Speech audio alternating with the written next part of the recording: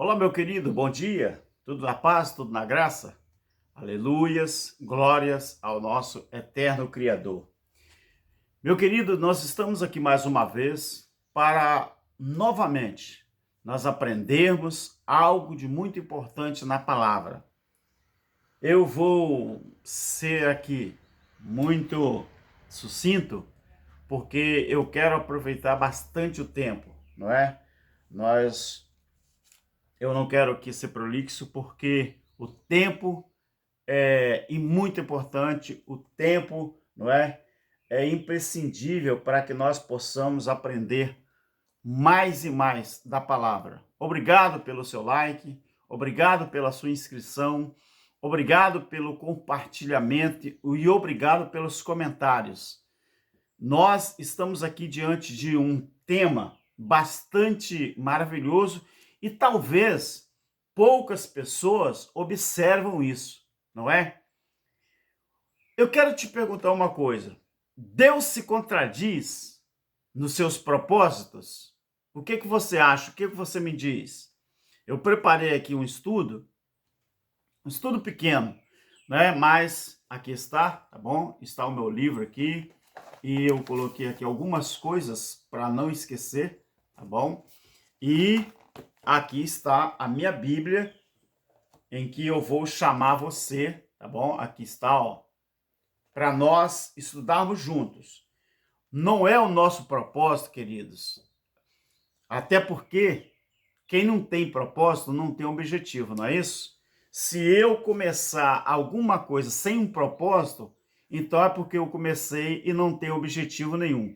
Mas o meu objetivo maior é estudar com você, ler o que está escrito e depois você aí no comentário faça as suas, tire as suas conclusões, tá bom? Porque nós sabemos o que está escrito, como diz o meu irmão amado e querido irmão Cláudio Mendes, canal Limpos pela Graça. Este canal é um dos canais mais abençoados que fala sobre a graça e o evangelho consumado. O que você acha? Deus, ele se contradiz nos seus propósitos? Se você dizer que sim, beleza. Se você dizer que não, beleza também. Mas se Deus não se contradiz, então como que nós vamos entender isso aqui? Isso aqui o que, irmão Alberto? Abra sua Bíblia aí em Mateus, no capítulo 15, o verso 23 e o 24. Eu já estou com a Bíblia aberta aqui e eu vou ler com você e não para você. Eu quero ler junto com você. Abra sua Bíblia aí. Mateus, capítulo 15. Eu vou ler só o versículo 23 e o 24. Vamos lá? Olha só. Vamos fazer o seguinte? Vamos ler a partir do versículo 21 do capítulo 15. É melhor? Aonde eu parar, eu vou falar. Eu anotei aqui o versículo 23 e 24. Mas vamos começar do 21, né? É melhor. Partindo Jesus dali, foi para a região de Tiro e de Sidom. Observe bem que Tiro e Sidom não eram a região de povo judeu. Era uma região de povos gentios. Certa mulher cananeia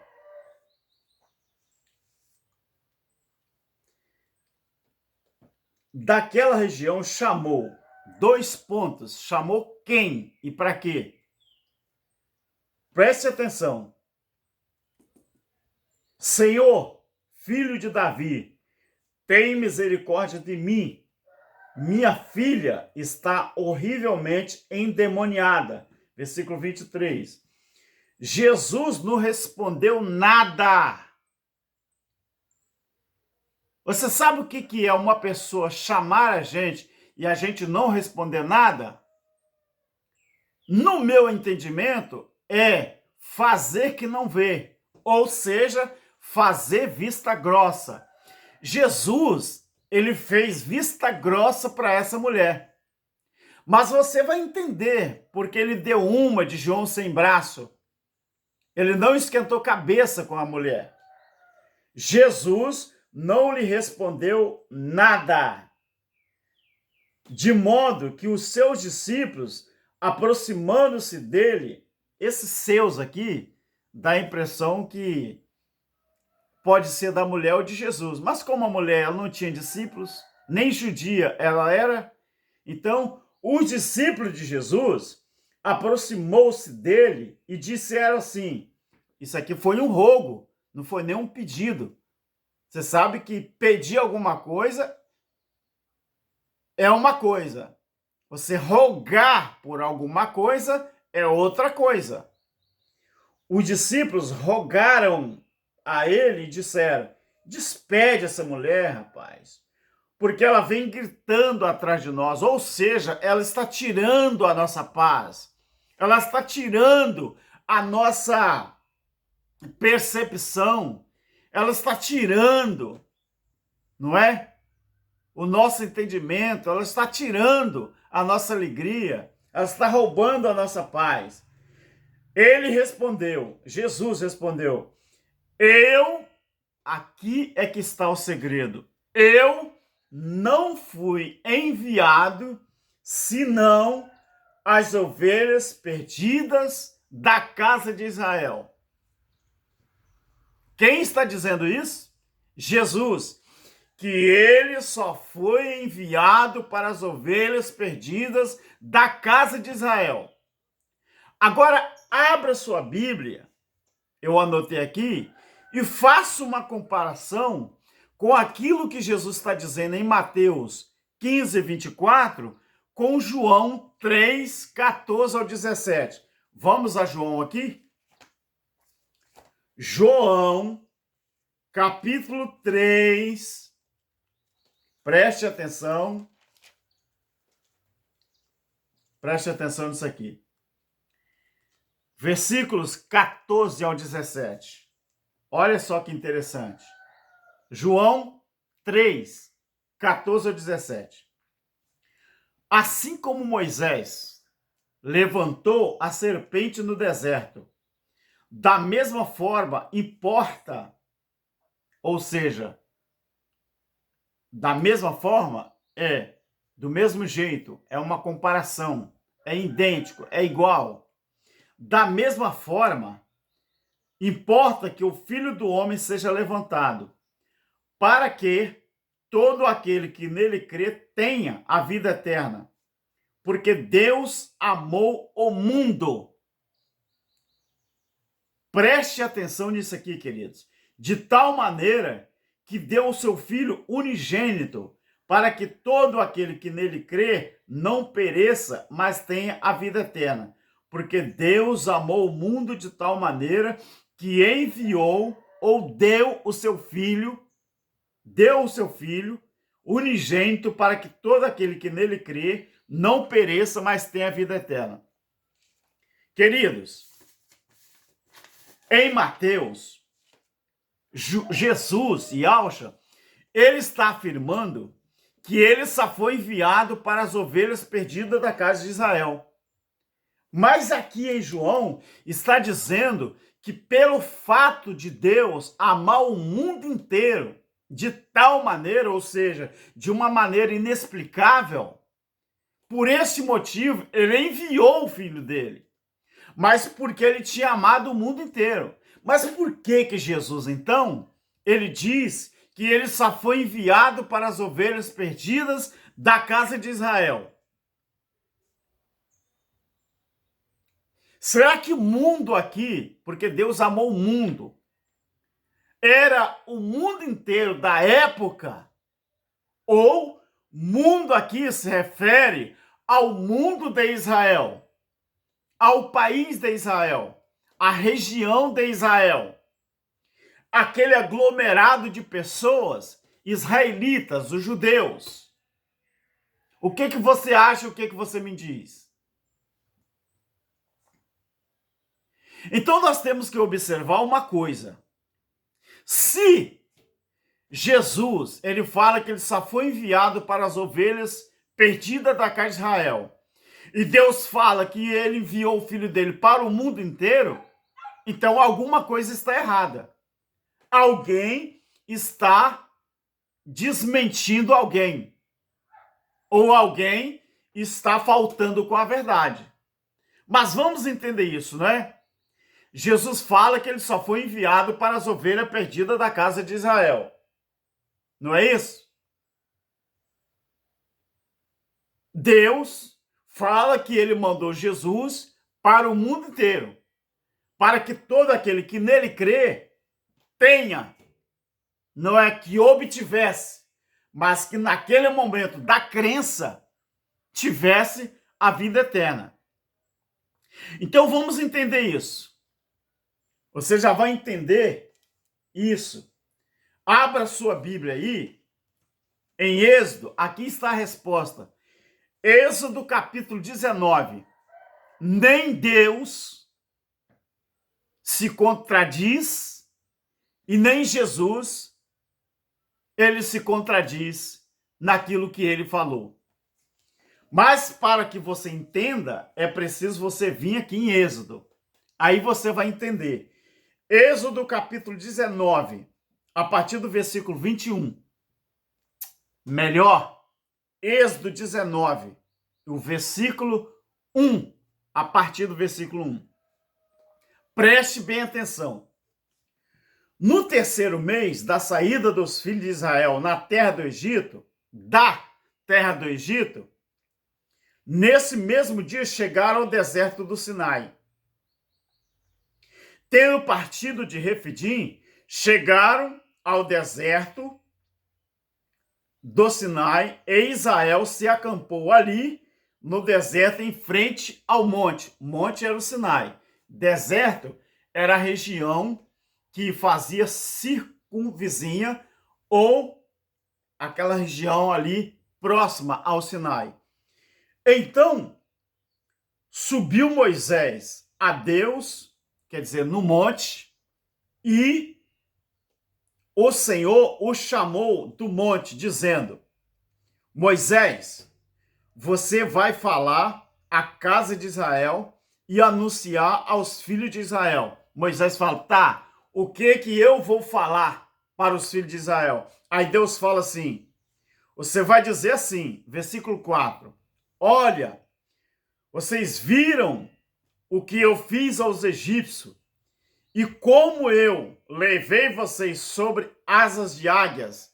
É uma força de expressão, é uma metáfora, é uma figura de linguagem que, se você pesquisar sobre a forma que a águia carrega os seus filhos para ensiná-los a voar, você fica impressionado.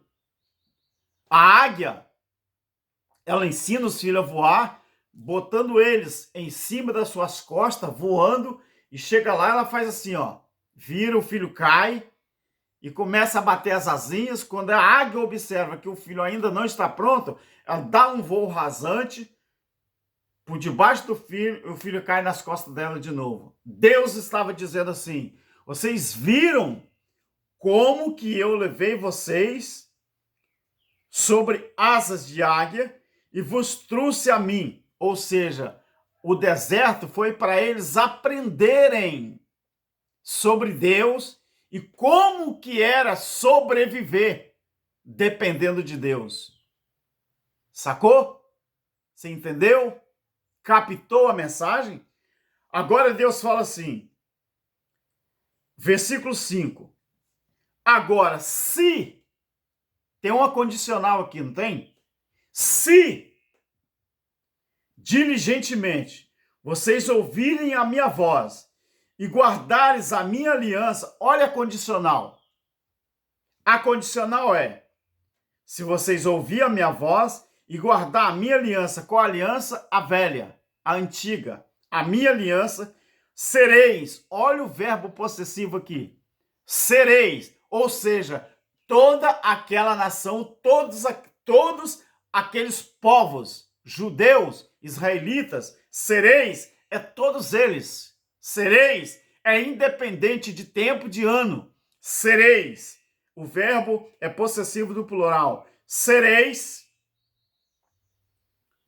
a minha propriedade peculiar. O que é peculiar, queridos? Particular, íntimo. Íntimo. Vocês serão, deixa eu usar o verbo aqui correto, porque eu estou 2.000 anos, ou 3.000, 3.500, 4.000 anos depois disso aqui, né? Vocês sereis a minha propriedade peculiar dentre todos os povos. Embora toda a terra seja minha, vocês me sereis reino sacerdotal, nação santa. São essas as palavras que falarás aos filhos de Israel. Então, Jesus de Nazaré, ele não mentiu quando ele disse que ele só foi enviado para a nação de Israel. Ele só foi enviado para as ovelhas perdidas da casa de Israel. Porque Deus, o próprio, ele que tinha adotado a nação de Israel como povo peculiar, como povo íntimo dele. Mesmo ele dizendo, embora toda a terra seja minha, ele está falando, os outros povos também me pertencem. Mas eu escolhi vocês para ser diferente. Eu escolhi vocês para ser minha propriedade particular. Então, peculiar quer dizer íntimo. Vós me sereis, o verbo possessivo do plural. Então, quando você vai em Mateus, queridos, capítulo 10, de 1 ao 7, o que Jesus, quando reúne os 12, ele fala com os discípulos? É uma ordem expressa. Ele falou, vocês não pregam o evangelho do reino nem para os samaritanos e nem para os gentios. Olha aqui, uma particularidade também. Vocês só pregam o evangelho para os judeus, não é para os gentios e nem tampouco para os samaritanos. Então, alguma coisa aqui agora começa a fazer sentido. Quando você chega em Lucas, a pregação que Jesus mandou os discípulos fazer em Mateus 10 é pregar o reino. Que o reino ainda ia chegar a eles, aos israelitas, aos judeus. Quando você vai em Lucas capítulo 10, verso 9 ao 11, ali já fala que o reino, então, já tinha chegado a eles. Você pode me perguntar, mas irmão Alberto, mas por que só os judeus? Porque, querido, só os judeus é que conseguia transgredir a lei. Porque eles nasciam debaixo da lei de Moisés. Só os judeus receberam a transgressão, a não obediência a essa lei, ela tinha um nome. E qual era o nome? Pecado. Pecado, querido. Muita gente pensa que pecado é um nome próprio, mas não é. Pecado é um adjetivo. Pegaram esse adjetivo chamado pecado e batizaram essa transgressão da lei, essa desobediência à lei, essa transgressão, e batizaram essa transgressão com o nome de pecado. Do mesmo jeito que o nosso Código Penal brasileiro batizou os crimes com números. Não foi com nomes. O nosso Código Penal brasileiro, os crimes, ele é adjetivado com números e não com nome. Quando você vai lá e fala, eu caí no 147, eu caí no 171, eu caí em outro número ali. Então, automaticamente, os advogados, usando a jurisprudência, os juízes e o cliente do advogado, ele sabe, quando cita um número no Código Penal, ele sabe qual o crime que ele conseguiu, então, cair. Porque ele só citou o número. Então, querido, o nome dessa transgressão recebeu o nome de pecado. Por isso que muita gente da religião não acredita no que os preteristas falam, que nós falamos que não existe mais pecado. E eles falam, não, eu não acredito, o pecado ainda existe. Porque você não entendeu que pecado era a transgressão da lei, conforme 1 João 3 e 4. Agora, deu para entender, queridos, por que Jesus falou que ele só veio para as ovelhas perdidas da casa de Israel? Porque só a casa de Israel é que tinha pecado. Então Deus mandou Jesus, claro que Jesus é o próprio Deus em manifestação de filho.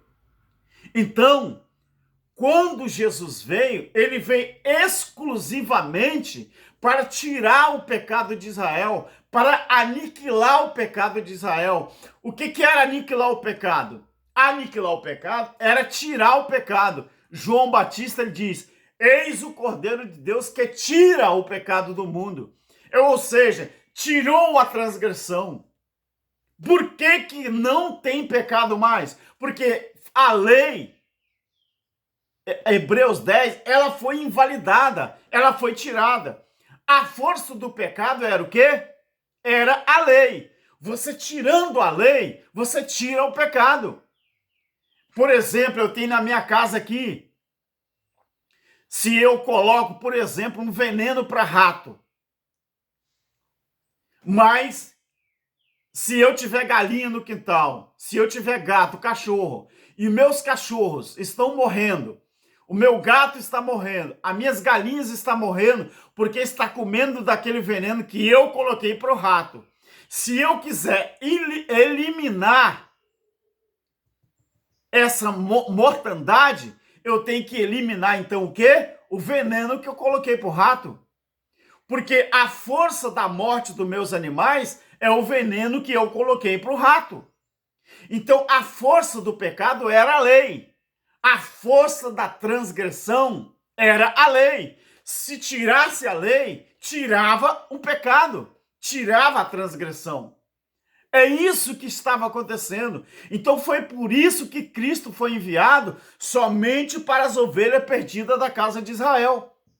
Ele veio para cumprir a lei e depois abolir. Colossenses 2, 13 em diante, Hebreus 2, 14 e 15.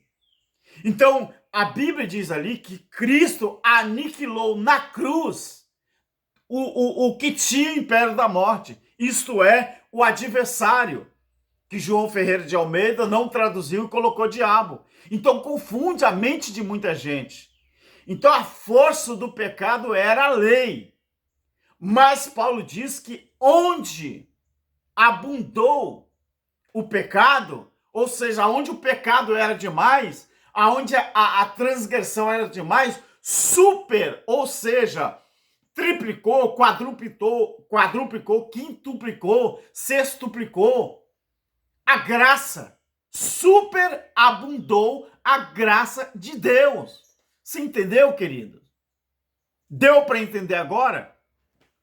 Então, Deus amou o mundo. O mundo era aquele aion, aquela atmosfera, aquelas coisas que aconteciam ou que estavam acontecendo em Israel. Você entende, querido? Porque Deus amou o mundo de tal maneira que deu o seu Filho unigênito para que todo aquele que nele crê não perecesse, mas que tivesse vida eterna. Ah, irmão Alberto, não foi para mim, não? Não. Não foi para mim? Não foi para você? Não. Cristo veio para a nação de Israel. Mas deixa eu fazer aqui para você uma coisa muito interessante e muito importante. É rápido. Eu fiz aqui uma metáfora. Se você for convidado por alguém para comer um bolo na casa dele, e se você chega na casa de alguém, o bolo ainda está assando, você vai esperar. Você vai comer o bolo quente, porque você esperou o bolo assar. Quem esperava o bolo quente assar eram os judeus. Os judeus, eles foram beneficiados com um bolo quente. O bolo quente é o sacrifício perfeito na cruz. Agora você come o bolo quente e depois você vai embora da casa do seu amigo ou amiga. Aí alguém fala assim, rapaz, eu soube que na casa de Alberto, na casa de fulano tem um bolo lá que ele assou agora. Você fala, sim. Se você for lá, ele te dá um pedaço. Só que quando a pessoa chegar na minha casa, o bolo já esfriou. Ele vai comer o bolo frio, mas vai comer. Então, quem comeu o bolo frio foi os gentios. Nós fomos beneficiados com esse bolo. Só que quem comeu o bolo quente, naquela época, geração, naquele momento, foi os judeus. Eles foram os primeiros beneficiados e o propósito era os judeus. Nós, os gentios, já pegamos o bolo frio, mas comemos do bolo, estamos comendo do bolo. Então o propósito era esse. Então nós fomos beneficiados com o que aconteceu na cruz do Calvário, queridos. Mesmo que nós comemos o bolo frio. Porque aquilo que aconteceu na cruz, ele foi validado para sempre, para toda a eternidade. Por isso, Apocalipse 14:6. Nós vivemos a era do Evangelho Eterno. Acabou. Acabou aquele tempo. Você não precisa mais pensar que você tem que fazer alguma coisa para ser beneficiado. Não, queridos. Nós já fomos beneficiados desde o Tetelestai até o juízo. De lá para cá, nós já estamos participando desse bolo como espíritos aperfeiçoados. Você entende, queridos? Então, fica uma dica para você. Toda vez que alguém conversar com você sobre graça, evangelho eterno, você cita esse estudo aqui e fala assim, mas do jeito que o irmão leu aqui, o que vale é o que leu. Agora eu não vou ler, mas peço para você ler Romanos capítulo 11, todo o capítulo, e você vai entender melhor ainda que Deus, ele é capaz de botar pessoas numa situação difícil para que nessa situação difícil as pessoas aprendam a caminhar com as próprias pernas, sem precisar do homem para te ensinar. Até o mal Deus usa para nos ensinar alguma coisa. Leia e releia Romanos capítulo 11. Queridos, este é o estudo que eu tinha para fazer para você e agradeço a Deus. Like, inscrição, compartilhamento e comentário, tá bom? Não esqueça de ativar o sininho de notificação, porque às vezes o YouTube não está notificando a muita gente que chegou um vídeo novo porque não